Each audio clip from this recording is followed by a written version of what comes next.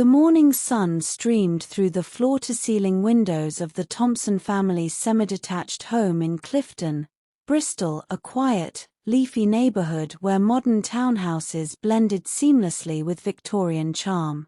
Inside, the open-plan living space reflected a carefully curated British contemporary aesthetic: light oak floors, a cream modular sofa with mustard throw pillows, a sleek coffee table laden with design magazines, and framed black and white photos of family holidays in Cornwall and the Lake District.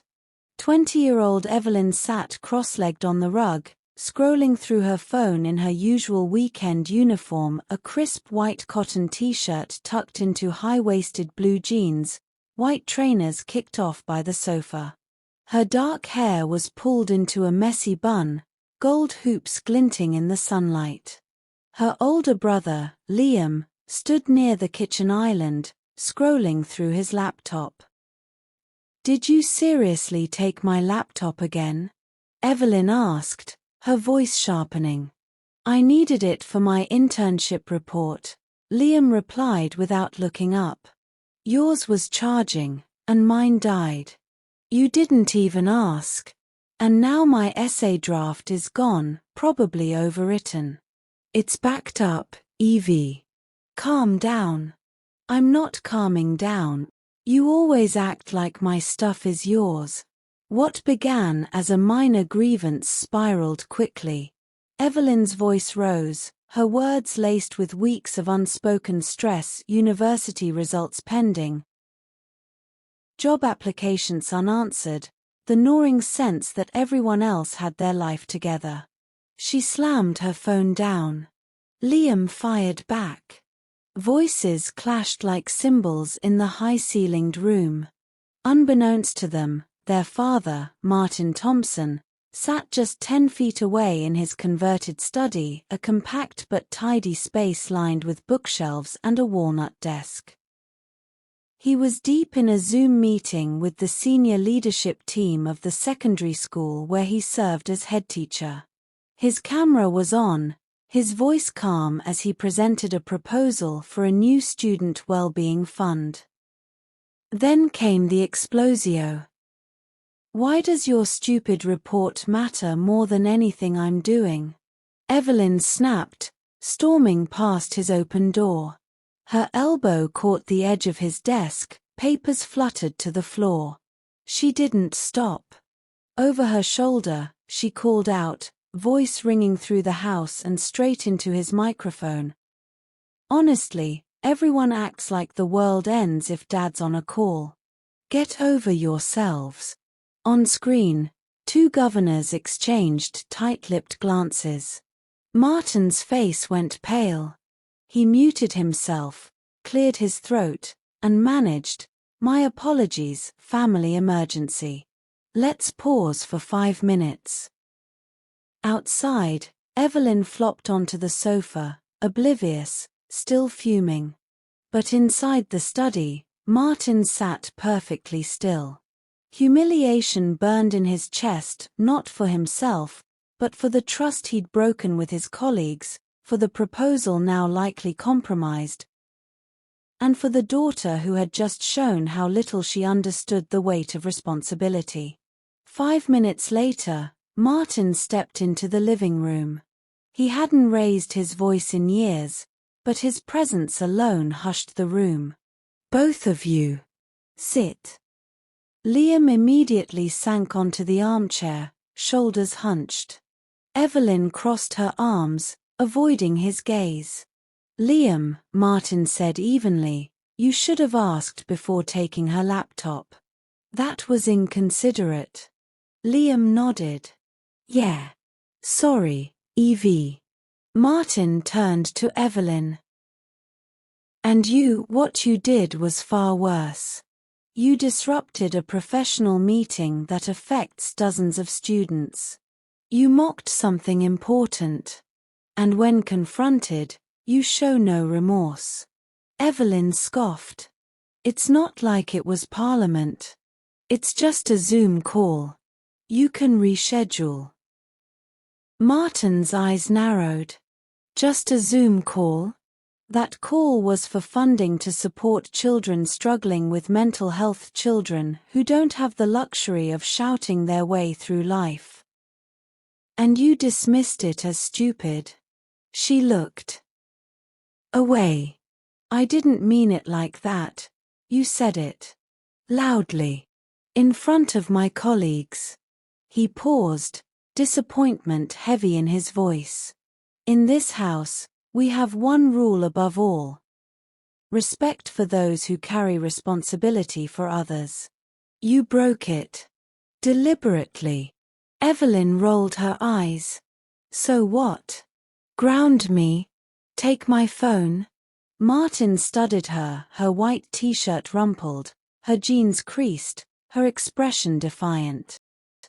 He remembered her as a child, quick to apologize, quick to help.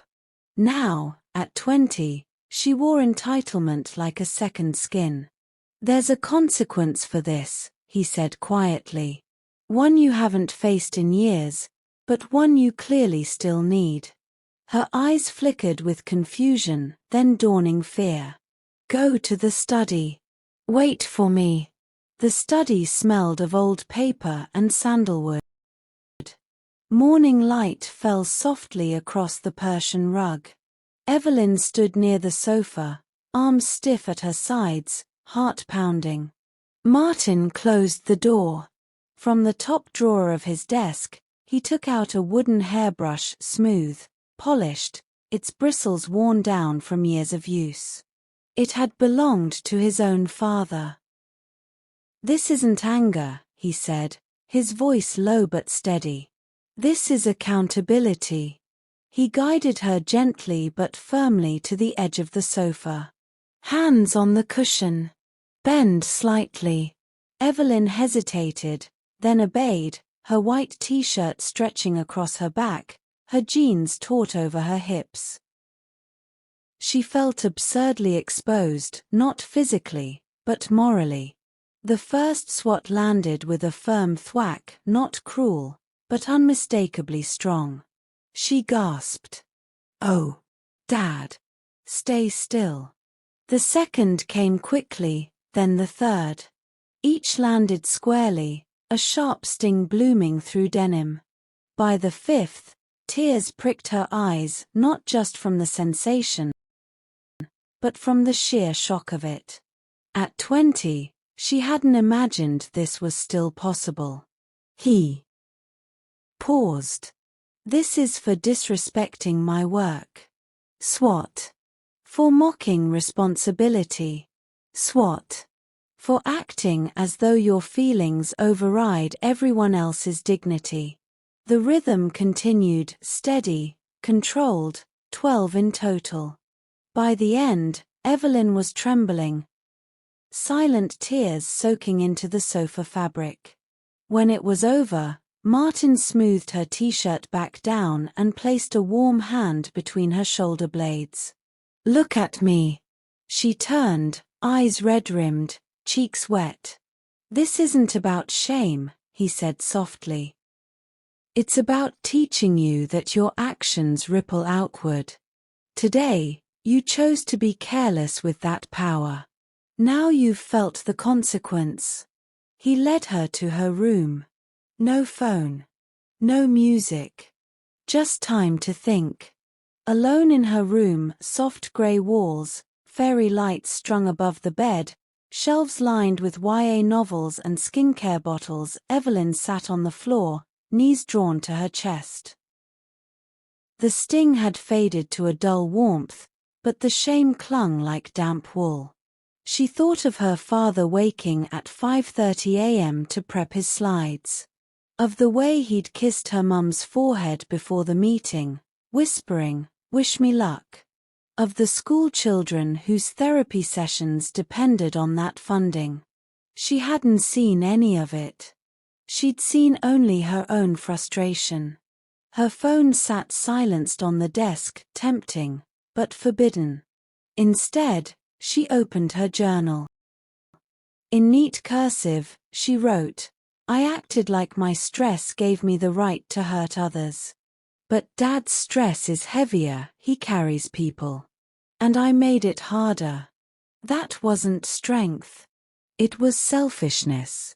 She remembered childhood paddlings, rare, always fair, always followed by tea and talk. She'd outgrown them, or so she thought. But maybe some lessons aren't about age. They're about character. A soft knock came at the door. Liam slipped in with a mug of chamomile. "He's really upset," he murmured. "Not mad. Just sad." Evelyn nodded, tears returning. "I know." That evening, Evelyn stood outside the study, rehearsing her words. She wore a soft grey hoodie over her. Now, clean, humble. She knocked. "Come in." Her father sat at his desk, sleeves rolled up, reading glasses perched on his nose. He looked up, weary but open. "I'm sorry," she said, voice trembling. "Not just for the noise. For everything. For not seeing how much you carry. For acting like your work doesn't matter. It does. You do." Martin stood and pulled her into a hug. She smelled his familiar scent, coffee, cedar, and soap. "I'm proud of you for coming back with truth," he said. Over the next week, Evelyn changed. She made breakfast without being asked. She helped Liam edit his report. She even emailed her father's school governor apologizing on his behalf and offering to volunteer for their well-being program.